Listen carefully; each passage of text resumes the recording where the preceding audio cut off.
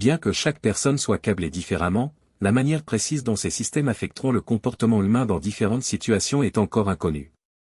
En d'autres termes, je doute que nous puissions prévoir notre réaction aux événements qui modifient réellement notre vie. Je pensais pouvoir gérer froidement leur mort lorsque mes 2 parents étaient encore en vie. C'était le cas jusqu'à la mort de ma mère. Cela m'a ébranlé au plus profond de moi-même, même si j'avais 21 ans et que j'avais l'air d'une adulte. Je m'inquiétais lorsque j'étais seul et, pendant plusieurs mois, j'ai eu du mal à me maîtriser en public. À l'inverse, à l'âge de 19 ans, j'avais un rendez-vous galant et 2 hommes nous ont attaqués. Je n'ai pas réfléchi à ce que j'allais faire. J'ai simplement réagi, sans être un champion de karaté ou quoi que ce soit d'autre. L'un des agresseurs avait un couteau, j'étais juste un peu plus grand qu'eux. D'une main, j'ai rapidement placé ma datte derrière moi et j'ai simultanément attaqué l'homme au couteau dans l'aine. Ensuite, j'ai donné un coup de coude dans le visage de l'autre homme avec une telle force que le sang a volé partout à cause de ce qui était manifestement un nez cassé. Bien que l'homme que j'ai poignardé marchait un peu lentement, lorsque j'ai essayé de le poignarder à nouveau, il s'est enfui. J'ai commencé à les poursuivre, mais mon cavalier m'a fait reculer. Bien qu'il y ait eu d'innombrables autres petits incidents, l'intérêt de ces 2 épisodes, les plus dramatiques de ma vie jusqu'à ce que j'écrive ces lignes, est que je ne pouvais pas prévoir mes réactions face à des événements majeurs. Peu après le décès de ma mère, alors que nous sortions ensemble depuis quelques mois, j'ai épousé Teresa. Teresa n'a jamais connu ma mère, mais elle m'a aidé à me remettre du malaise que j'ai connu après sa mort. Teresa m'a immédiatement rendu fou amoureux, et il semblait que ses sentiments étaient réciproques. Teresa avait un sourire charmant et des hanches magnifiques qui me rendaient fou. Mais je l'admirais surtout pour sa gentillesse et sa vivacité. Elle semblait m'apprécier également, je me considérais comme un homme décontracté et gentil. 6 mois après notre première rencontre, nous nous sommes mariés. Bien que j'essaie de ne pas y penser, je m'inquiète parfois de ce que je ferais si Teresa se retournait contre moi. Dans les secondes fugaces où je me suis permis d'y penser, j'ai toujours pensé que je lui pardonnerais très probablement et que nous continuerions à vivre ensemble, à moins que la situation ne soit tout à fait inhabituelle. En général, ces idées transitoires n'avaient qu'un seul impact réel sur moi, la volonté de rendre Teresa heureuse, en particulier lors de nos activités sexuelles. Bien que nous n'ayons jamais parlé de nos relations antérieures, Teresa semblait inexpérimentée lorsque nous nous sommes rapprochés pour la première fois. D'abord hésitante, elle s'est ensuite sentie plus à l'aise et a commencé à apprécier le temps que nous passions ensemble. J'ai découvert comment la faire se sentir aimée et proche de moi, en particulier lorsque j'ai accordé une grande attention à ses besoins et à ses désirs. Au fil du temps, notre relation physique s'est renforcée et j'ai senti qu'elle l'appréciait. Elle préférait certains moments en particulier, et j'en retirais une grande satisfaction. Les courbes de son corps, que j'avais toujours aimées, renforçaient l'expérience et nous aidaient à établir un lien solide. Je trouvais une grande importance à notre connexion dans ces moments-là, et ses réponses montraient clairement qu'elle ressentait la même chose. Après 4 ans de mariage, nous avons commencé à discuter de la possibilité d'avoir des enfants, ce que nous avions toujours eu l'intention de faire après quelques années de vie commune. À cette époque, Teresa a connu une phase de saute d'humeur qui a duré environ 3 semaines. Il ne s'agissait pas de ses symptômes prémenstruels habituels, elle ne les avait jamais trouvés particulièrement difficiles.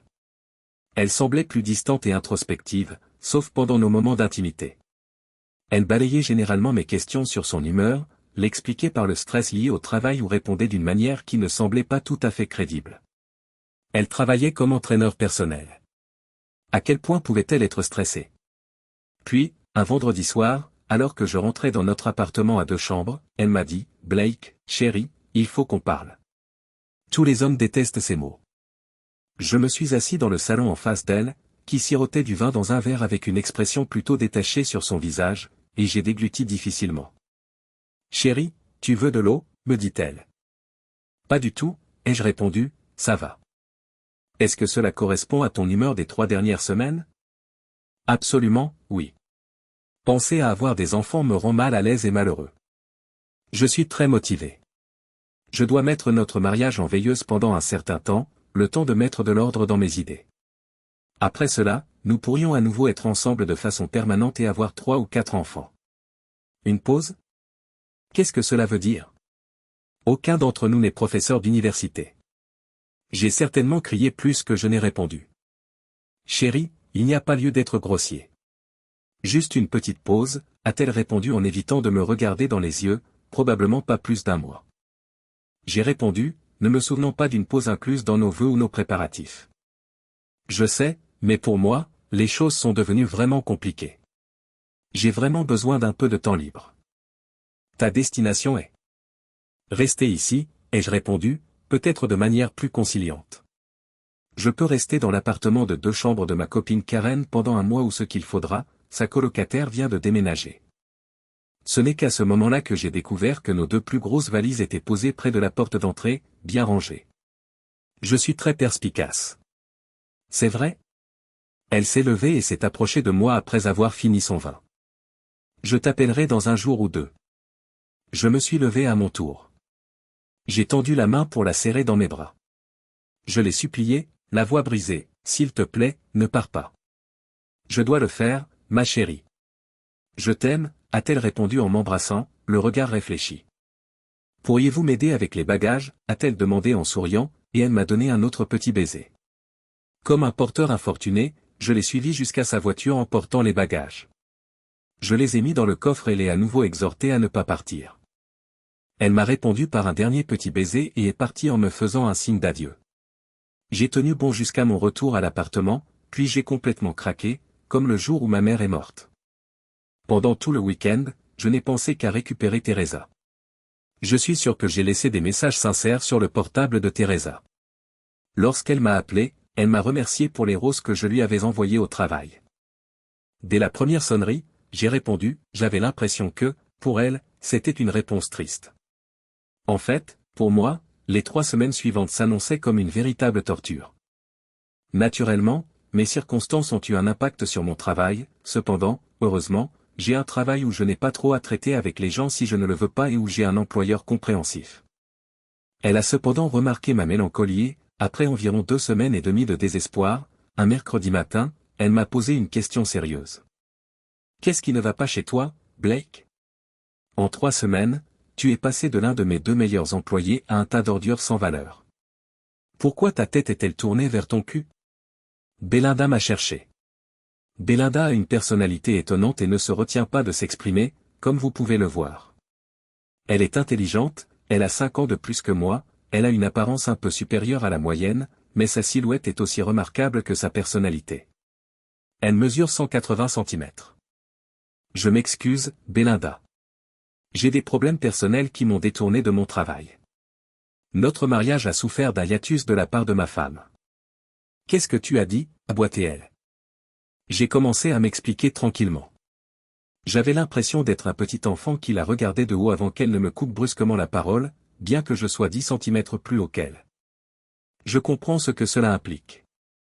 Ce qui m'intrigue, c'est la lâcheté avec laquelle tu le fais. Blake, je t'ai pris pour un faible, pas pour une cible. Elle me saisit par les épaules avec des mains remarquablement puissantes, surtout pour une femme aux bras et aux jambes musclées, tandis que je balbutiais en essayant de dire quelque chose en retour. Renonce à chercher des explications ou des justifications pour tout ce qui touche à tes affaires personnelles. Je ne peux pas non plus t'en empêcher si tu veux te comporter comme une mauviette en dehors du bureau. Vous avez encore 3 jours pour récupérer Blake, l'un de mes meilleurs employés. Je vous mets en congé créatif si vous négligez de le faire dans les 3 jours. C'est compris? Oh, bon sang. Elle était effrayante. Je l'ai trouvée. J'ai répondu modestement. Pour lundi? J'ai demandé. C'est à quelle heure maintenant? 10:30? Elle a insisté. Absolument oui. J'ai répondu. À peu près à ce moment-là. Très bien. J'ai intérêt à voir le vieux Blake avant 10h30 lundi, ou je vous suce pas du travail pour 2 semaines sans salaire. Elle m'a tapoté la joue. Elle voulait que ce soit un geste modeste, et il aurait très probablement été doux de la part de n'importe quelle dame moyenne. Puis elle s'est retournée vers son bureau. Bien que je veuille développer la force de caractère que Belinda attendait de moi, j'ai continué à me comporter comme un imbécile le samedi soir, attendant toujours des appels de Teresa et m'inquiétant de savoir comment la récupérer. Je suis allé au cinéma pour m'aider à oublier mes problèmes, mais j'y suis allé seul pas avec un ami et j'en ai donc été le témoin. Teresa attendait dans la file d'attente pour les billets, affichant un large sourire et tenant la main d'un homme dont l'apparence physique, à mon avis, était quelque peu différente de la sienne. Je suis rentré chez moi le cœur brisé. Je suis allé directement me coucher et j'ai réalisé à quel point j'étais épuisé sur le plan émotionnel. Le dimanche à 8 heures du matin m'a réveillé et a changé ma perspective sur la vie. Ma réaction a été très différente de ce que j'avais d'abord pensé. J'aimais vraiment Teresa, et même aujourd'hui, je ne peux pas dire que je ne me soucie plus d'elle. Toute ma stratégie a pris un virage à 180 degrés par rapport à ce qu'elle avait été ou à ce que j'aurais pu attendre. J'ai réuni quelques amis et nous avons organisé une petite partie de football.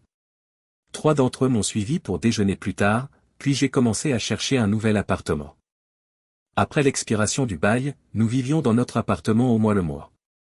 Il restait 25 jours avant la fin du mois en cours, ce qui me permettait de donner un préavis de 15 jours et de récupérer le dépôt de garantie. Le dernier jour du mois en cours, j'ai visité 3 appartements et j'en ai découvert un à 2 rues de mon bureau. Il me convenait parfaitement et je pourrais m'y installer. Le lundi matin, au travail, j'étais en feu. L'ancien Blake était de retour avec une augmentation de 20%.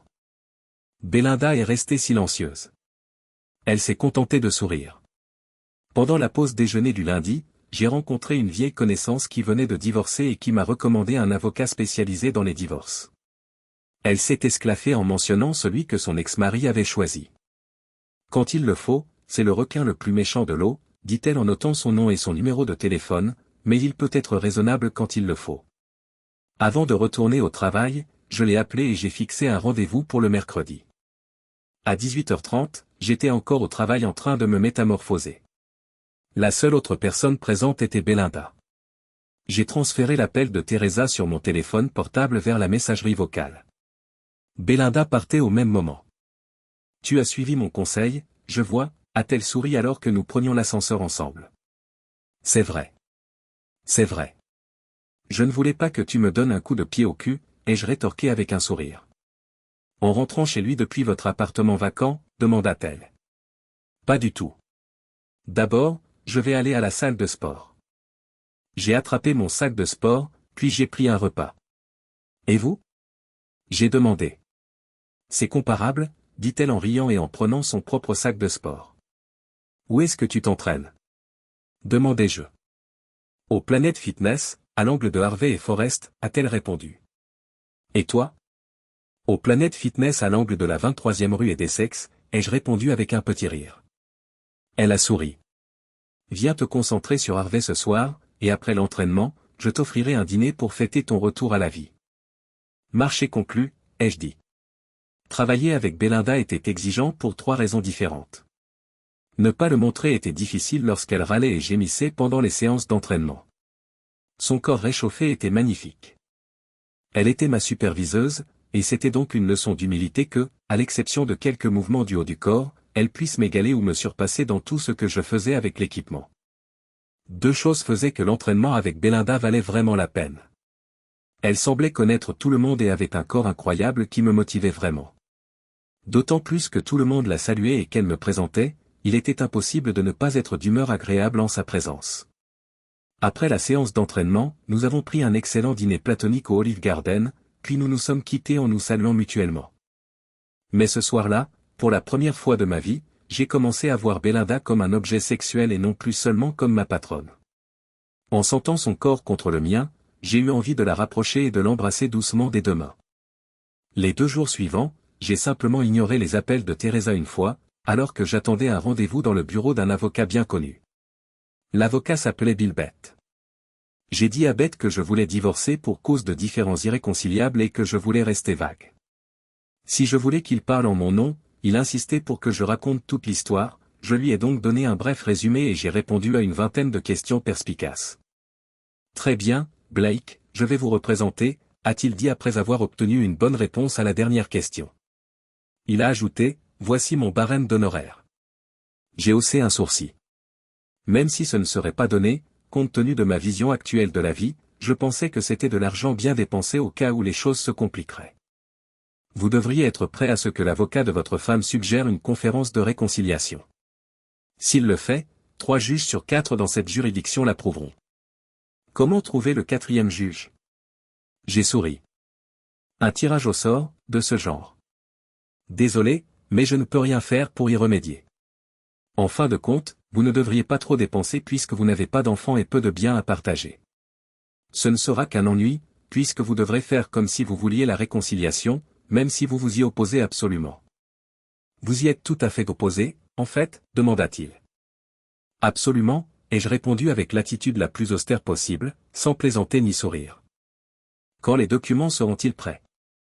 Avec mon huissier de justice, je peux tout préparer en 10 jours, voire moins. Pourquoi aurions-nous besoin d'un huissier de justice spécialisé, ai-je demandé. Il signera les documents et voyagera avec vous. Il peut faire une scène ou travailler discrètement et subtilement. C'est à vous de choisir, a déclaré Monsieur Bett en me serrant la main. Merci, Monsieur Bett. Vous êtes Blake, je suis Bill, a-t-il répondu en me serrant la main. Pas besoin de monsieur. Et envoyez un courriel à Teresa pour le 2e appartement 2 jours avant de le dire à votre propriétaire.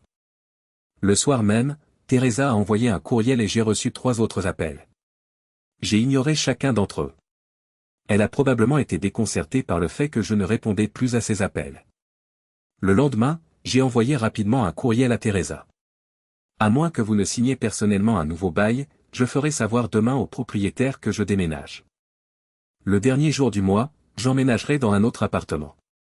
Je le ferai savoir au propriétaire, à moins que vous n'indiquiez avant 17 heures demain que vous gérerez le nouveau bail vous-même. Elle a répondu à mon courriel en envoyant 10 autres courriels et en téléphonant 10 autres fois, mais je n'ai répondu à aucun d'entre eux. Je les ai simplement effacés. La porte de mon appartement s'est ouverte vers 20 heures et Teresa est entrée. Elle avait toujours sa clé, bien sûr, et techniquement, elle vivait toujours ici, donc je n'ai pas été surpris. Ses premiers mots ont été « Je n'arrivais pas à te joindre et je commençais à m'inquiéter. Pourquoi ne répondais-tu pas à mes courriels et à mes appels ? Hormis l'état de l'appartement, il n'y a rien que tu puisses trouver qui puisse piquer ma moindre curiosité, ai-je répondu en augmentant le volume du match de basket que je regardais. Elle s'est interposée entre la télévision et moi, les mains sur les hanches, visiblement contrariée, et a éteint la télévision pour que nous puissions discuter. Elle a éteint la télévision pour que nous puissions discuter. J'aime beaucoup ce match, ai-je dit. Je lui ai répondu que nous pourrions peut-être discuter pendant une publicité ou après la fin du match. Elle s'est avancée pour éteindre la télévision. Elle a fait remarquer, en s'asseyant mais en tenant la télécommande dans sa main, très probablement pour l'empêcher de m'atteindre, nous devons discuter de quelque chose. Quelque chose de si vital que tu dois m'empêcher de m'amuser. Tu n'as pas quelque chose à faire pendant ta pause, demandai-je. Nous devrions donc précisément discuter de cela. Elle dit, son air austère d'avant remplacé par un large sourire comme si c'était la meilleure nouvelle du monde, je crois que la pause était une erreur, je reviens demain pour que nous puissions commencer à essayer d'avoir un enfant dans quelques mois. Et avec qui as-tu l'intention d'avoir cet enfant, demandai-je gentiment. Elle a répondu, agacée, naturellement, avec toi. Je suis désolé, Teresa, mais pendant notre pause, j'ai compris quelque chose. J'ai compris que je ne t'avais jamais aimé. Tu étais juste une bonne compagne, j'ai d'abord froncé les sourcils, puis j'ai souri parce que tu étais une bonne partenaire de lit. Mais je n'ai pas l'intention de rester marié ne serait-ce qu'un jour de plus que ce qui est absolument nécessaire, ni d'avoir des enfants avec toi. Je peux demander le divorce au moment qui vous conviendra le mieux. Je ne voudrais pas m'immiscer dans les préparatifs de votre rupture cruciale. Elle a d'abord semblé surprise, puis perplexe, puis un sourire malicieux s'est affiché sur son visage alors qu'elle se levait et se dirigeait vers moi, jetant négligemment la télécommande sur son chemin. Je comprends ce qui se passe, chérie. Tu sembles un peu vexé par ma recommandation de faire une pause. Comment voudrais-tu que je me rattrape ? Je l'ai empêché de s'approcher trop près en étendant rapidement mon bras droit. Teresa, j'adorerais passer du temps avec toi, mais je veux être clair, tu es vraiment très belle. Il ne s'agit pas d'un quelconque retour d'intérêt. Nous en avons fini avec la conversation, comme je l'ai déjà dit. Voyez la chambre et installez-vous si vous voulez toujours être avec moi. Elle a de nouveau eu l'air étonnée. De toute évidence, elle ne me croyait pas vraiment et pensait qu'il s'agissait d'une conversation légère. Elle a alors souri et a dit « D'accord, chérie », après une petite hésitation, puis s'est dirigée vers la chambre à coucher en se déshabillant.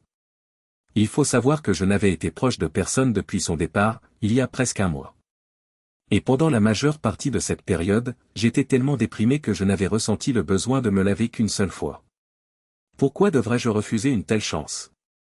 Teresa serait considérée comme très belle. Elle était allongée sur le lit, confiante, lorsque je suis entré dans la chambre. Je l'ai complimentée, je me suis préparé à la hâte et j'étais ravi. Elle a répondu momentanément à mes commentaires, puis son sourire est revenu.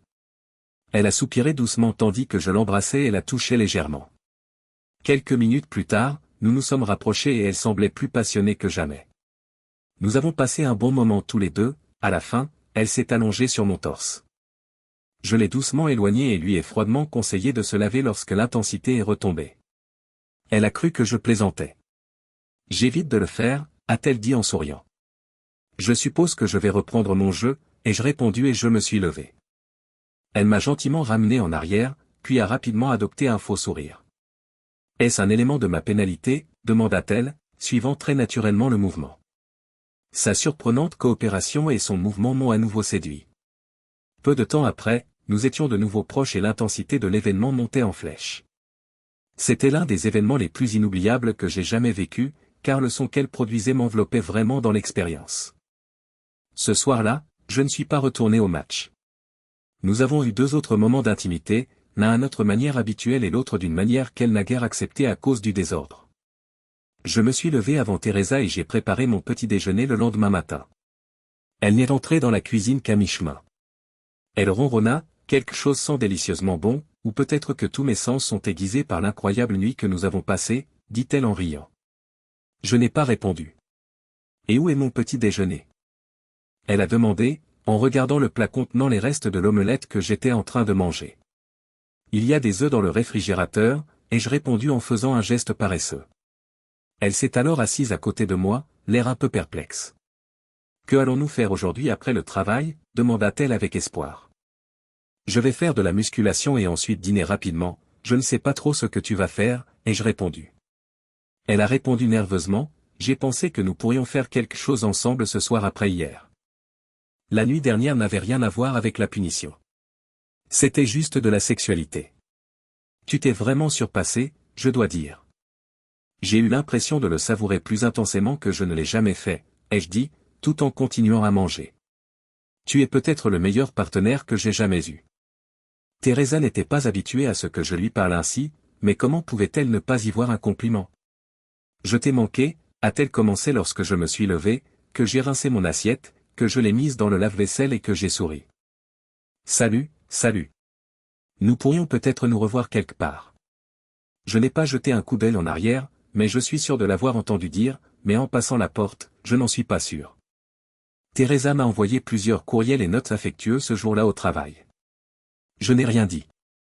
Lorsque Teresa a négligé de m'appeler à 17h, j'ai annulé le bail de l'appartement. J'ai également contacté Bill Beck très tôt pour savoir si les papiers pouvaient être livrés à notre appartement le lundi à 8h du matin. Il a marmonné, puis a consenti. Ces week-ends ont peut-être été les plus inhabituels de ma vie. Teresa ne savait manifestement pas si j'étais sérieux au sujet du divorce et du déménagement dans un autre appartement ou si je jouais juste un jeu, même si elle avait toujours été une compagne fantastique. Elle a donc fait un effort particulier pour m'intéresser et me satisfaire.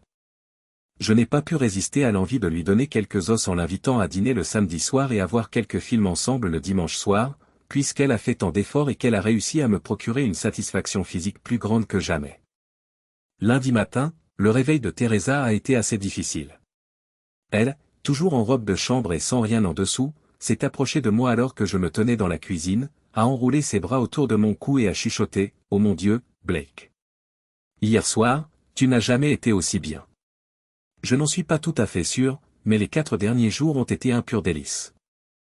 Tout ce que je sais, c'est que j'en subis encore les conséquences.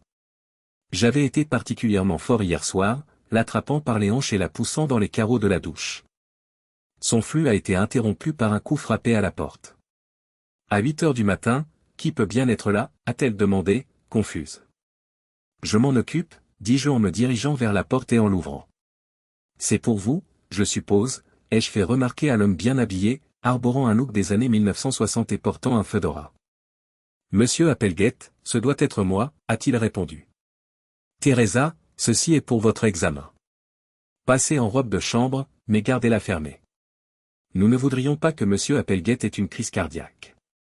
J'ai ri, il a ri aussi. Teresa s'est approchée doucement de nous. Teresa Hanson est là, vous n'êtes pas là? A demandé Monsieur Applegate d'une voix des plus agréables.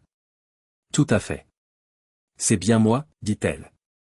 Il lui tend un gros paquet de papier et lui dit, j'ai quelque chose pour vous. Teresa l'a saisi, puis déclare gentiment, vous avez été servi, Madame Hanson. Passez une bonne journée. Puis il a mis sa casquette et s'est dirigé vers l'ascenseur. Voilà ce qui se passe, m'a-t-elle demandé en me regardant. Ce sont les actes de divorce, ai-je répondu.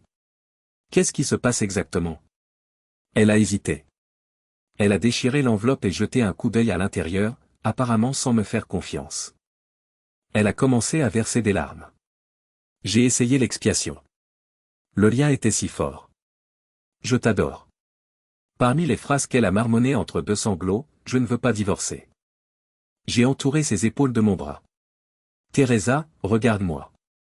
Quand je t'ai dit que ta rupture m'avait fait repenser notre relation, j'étais tout à fait sérieux. Bien que nous divorcions et que je te trouve merveilleuse, je ne t'aime pas. Tant que vous comprenez qu'il ne s'agit pas d'une réconciliation, je suis d'accord pour que vous conserviez une relation physique. Elle s'est mise à pleurer encore plus et ses phrases étaient absolument incompréhensibles. Je me suis présenté au travail. Elle n'est apparemment pas partie du tout. Le téléphone fixe de notre appartement a sonné tôt le matin. J'ai décroché.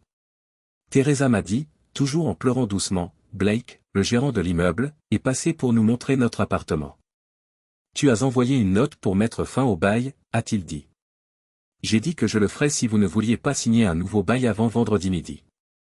J'ai dit, vous ne pourrez pas l'empêcher de faire visiter l'appartement, même s'il vous laisse signer le bail. Elle s'est lamentée, mais elle ne pouvait pas se le permettre. Qu'il dévoile donc le quartier. Je devais me dépêcher de retourner au travail, j'ai écouté et j'ai raccroché. Teresa s'est enfin rendue à la réalité.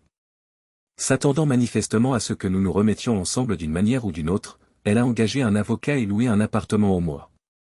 Bien que j'ai dormi dans la deuxième chambre, preuve supplémentaire que nous ne passerions pas de temps ensemble, elle s'est rendue dans ma chambre 2 nuits de suite pour tenter de me convaincre de revenir. Je ne m'y suis pas opposé, même si je savais que je n'aurais plus le lien extraordinaire que nous avions depuis que son épanouissement semblait être sa première priorité dans la vie. Le dernier samedi du mois arriva enfin. À l'exception de quelques affaires dans la deuxième chambre, j'ai déménagé toutes mes affaires dans mon nouvel appartement. Teresa avait l'intention de déménager tous ses meubles de la chambre principale que je lui avais donnée dans un entrepôt. Elle m'a informé que jeudi et samedi, 3 personnes de mon lieu de travail viendraient nous aider à déménager nos affaires dans un entrepôt. Pouvez-vous m'aider? Teresa, je vous ai déjà dit que je recherchais l'aide de déménageurs expérimentés. Je suis même prêt à les payer. Je ne veux pas des hommes de votre entreprise ici. Pourquoi pas, demanda-t-elle. Bien sûr, la première raison était que je ne voulais pas provoquer une scène puisque je savais que l'homme qui lui tenait la main au cinéma était l'un de ses collègues. J'ai dit, en croisant les bras, je veux des déménageurs professionnels plutôt qu'une scène. Elle a répondu en tapant du pied, il n'y aurait pas de scène. N'oubliez pas non plus qu'engager des experts est presque aussi important que vos vacances pour éviter les erreurs. Avant de partir, j'ai appelé par-dessus mon épaule. Teresa a choisi, pour une raison ou une autre, de ne pas tenir compte de mon conseil selon lequel seuls des experts devraient s'occuper du déménagement. 3 hommes de son lieu de travail se sont présentés le samedi matin. L'un d'eux, comme je attendais, était l'homme qui lui tenait la main au cinéma. « Qu'est-ce que vous faites tous les 3 ici ?» ai-je demandé de manière assez vague. « Eh, mec, a dit l'un des 3, nous sommes simplement ici pour aider Teresa à déménager, tu ne devrais pas être si dur. » Je lui ai conseillé de faire venir des experts. Je me suis tourné vers Teresa, qui se tenait à proximité. Elle a rougi et a commencé à parler, mais le même homme bavard a dit cyniquement, manifestement, elle ne fait pas attention à vous. Il n'a pas terminé, car mon poing l'a frappé à la bouche avant qu'il ne puisse le faire. Écoute, crétin. Tu oses venir chez moi et commencer à parler. C'est compris? J'ai crié en lui faisant un geste. Blake, ils n'ont pas grand-chose à voir là-dedans. Teresa m'a supplié de ne pas être furieux contre eux. Ne pas tenir quelqu'un pour responsable? Permettez-moi de vous poser une question. Lequel d'entre vous a travaillé avec Teresa? Blake s'est exclamé. À l'exception de celui qui vérifiait si je lui avais déboîté la mâchoire, les 3 hommes restèrent silencieux. Ne touchez à rien dans la deuxième chambre et évitez de faire quoi que ce soit d'inconvenant dans mon appartement, ai-je grogné en me dirigeant vers la porte. Et, mec, a grommelé l'homme qui était avec Teresa au cinéma. Il m'a touché le bras au passage. Pas besoin d'être méchant. Je lui ai pris le bras, les tordus et les fait tomber avec l'un des rares mouvements de judo que je connaissais. Dans cette posture, je me suis approché au plus près de son visage. Je vais te briser le bras au niveau du coude, alors ne me dis pas ce que je dois faire et ne me touche pas. La guérison prendra au moins 4 mois. Teresa s'est mise à crier sans arrêt, « S'il vous plaît, ne faites pas de mal à Blake. » Leur camarade hurle, un pas de plus et je lui casse le bras. Ensuite, je vous garantis que je vous mets tous les deux à terre, ai-je grogné. Les 2 autres gars semblaient vouloir s'approcher de moi à grandes enjambées. Ils se sont retirés. J'ai poussé le gars au bras tordu sur le sol, en gardant miraculeusement assez de sang-froid pour ne pas le casser, et je suis parti. Je n'avais jamais imaginé que Teresa s'opposerait au divorce après l'incident du déménagement. Je me suis trompé. Son avocat a demandé à voir le tribunal, et nous avons présenté l'un des 4 juges qui s'occupent habituellement des affaires de divorce. Sur les 10 consultations que l'avocat de Teresa avait demandées au départ, Bill Bett a pu réduire le nombre à 5. Ni Teresa ni le conseiller n'ont bénéficié de ces entretiens. Je n'arrêtais pas de parler de la pause qu'elle avait prise et je me suis rendu compte que la nature physique de notre relation était la seule chose que j'appréciais vraiment chez Teresa. Je lui ai souvent demandé pourquoi elle avait pris cette pause. La conseillère essayait de me détourner de ce sujet, mais je mettais généralement fin à mon interrogation par un commentaire du genre « La seule raison qui me vienne à l'esprit, c'est que tu voulais être avec d'autres hommes. Une fois que nous aurons divorcé, rien ne t'en empêchera. » Teresa se mettait alors à pleurer. Je me contentais de sourire pendant que la conseillère me réprimandait. Teresa a décidé d'en finir lorsque la dernière séance est arrivée et qu'il n'y avait toujours pas d'amélioration. Elle a commencé à plaider environ 10 minutes après le début de la séance, à moitié en larmes. « Blake, laissez-moi vous pardonner. Je n'avais jamais été avec un autre homme que toi avant notre mariage, et différents hommes m'ont souvent dit à quel point j'étais belle. Avant d'avoir des enfants, je voulais voir quelque chose de différent. Je suis désolé d'avoir été si faible, cependant, si je ne l'avais pas fait, j'aurais peut-être eu des regrets par la suite. Maintenant que c'est fait, je me rends compte que personne ne peut me rendre heureuse comme tu le fais. Nous pouvons continuer à vivre comme nous l'entendons, si seulement tu me pardonnes. » J'avais supposé que ma réponse serait le pardon avant la séparation. Nous nous réconcilierions totalement et la procédure de divorce serait arrêtée. Mais mon orgueil ne voulait pas laisser ces idées occuper ma tête. Après un délai important, j'ai dit, « Teresa, je suis ravi que tu l'aies enfin reconnu. Je suis sûr que ce sera un excellent outil pédagogique pour votre prochain mariage. Je suis sûr que tu trouveras rapidement quelqu'un d'autre, tu es une femme magnifique et séduisante. En ce qui nous concerne, nous vivons dans le passé. » Alors qu'il restait environ 30 minutes à la consultation, je me suis gentiment levé, j'ai remercié la conseillère, même si elle n'avait rien fait, et je suis parti. Les pleurs de Teresa en arrière-plan n'ont pas touché ma corde sensible. Au contraire, il s'agissait plus ou moins d'un refrain d'Alléluia pour la fin symbolique et spectaculaire de notre mariage. Teresa a accepté le divorce après la dernière séance. Je lui ai donné tous les meubles qu'elle désirait. Nous avons partagé nos maigres économies par 50-50e et j'ai accepté de lui verser une petite allocation mensuelle pendant 5 ans ou jusqu'à ce qu'elle se remarie. Entre la dernière visite et la finalisation du divorce, la seule femme que j'ai vue était Belinda, avec qui je faisais périodiquement de la musculation et dînais. Toujours sur une base platonique. Pourtant, j'appréciais de plus en plus sa personnalité et sa présence. Il était facile de flirter avec elle et sa compagnie était agréable. Le vendredi où j'ai appris que mon divorce était prononcé, je me suis senti très mal, même si j'ai aussi ressenti du soulagement et de la fierté de ne pas avoir été une poule mouillée. D'habitude, je ne bois jamais, mais pour une raison quelconque ce jour-là, j'ai apporté de l'alcool au bureau après le départ de tout le monde et j'ai commencé à boire seul. Belinda s'est soudain matérialisée dans l'embrasure de la porte, transpirant dans sa tenue de sport. « Blake, où es-tu? Pourquoi es-tu ici exactement ?» J'ai répondu à mon tour. Il n'y a pas de réponse à ma question. Je suis passé prendre quelques papiers après ma séance d'entraînement, car j'en avais oublié. Je suis venu ici pour fêter mon divorce qui a été prononcé aujourd'hui. Elle sourit. Et ça ressemblait plus à une fête de la pitié qu'à une célébration. Je ne sais pas ce qui m'a pris. Bien que j'ai eu la réaction la plus inhabituelle de ma vie, quelque chose que je n'aurais jamais pu attendre, c'était probablement un mélange d'alcool, de mon manque d'intimité depuis longtemps, de mon chagrin résiduel et de la beauté de Belinda. Je me suis levé de mon bureau et je suis allé serrer Belinda dans mes bras. « Belinda, répondis-je avec un grognement, je serai avec toi ce soir. Sa réponse fut loin d'être celle que j'avais prévue. Belinda est forte et capable, à ce moment-là, dans mon état, je n'aurais jamais pu être avec elle si elle ne l'avait pas voulu. Elle m'a cependant offert un sourire malicieux au lieu de me repousser ou de se mettre en colère. Si vous le faites, les relations de bureau sont contraires à la politique et vous serez renvoyé. Pourriez-vous gentiment me recommander? J'ai ri. Cela dépend de vos performances, a-t-elle répondu en riant. Nous étions ensemble en 1 minute, et ce fut une rencontre inhabituelle et puissante. Belinda et moi sommes restés chez elle le reste du week-end. L'alcool m'a empêché d'effectuer une répétition le vendredi soir, mais nous nous sommes rattrapés du samedi matin au dimanche soir. Le lundi matin, j'ai remis ma démission. Belinda m'a donné d'excellents conseils et, 3 semaines plus tard, je commençais un nouveau travail. J'ai aidé Belinda à aménager sa maison et j'y ai installé mes affaires pendant 1 semaine entre 2 emplois. Elle a cessé d'utiliser sa contraception après 2 ans de vie commune sans pause. Après notre mariage, elle a commencé à être enceinte. Je me suis rendu compte que j'étais vraiment attiré par elle pendant sa grossesse. Nous étions ravis d'accueillir notre belle petite fille, mais je me sentais un peu déprimé par la fin de la grossesse.